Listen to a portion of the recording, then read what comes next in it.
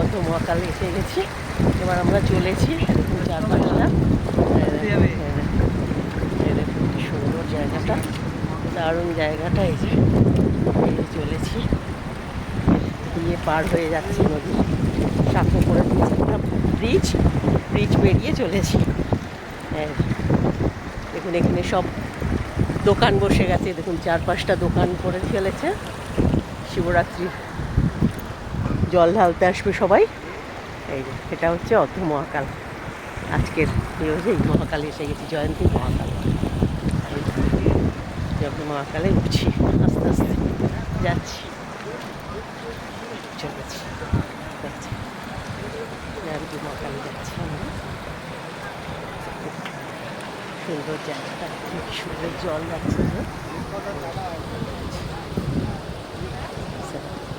আসছে। এইটাকে সাঁকো মানে একটা ছোট ব্রিজ করে দিয়েছে, ব্রিজটা পেরিয়ে গেলাম।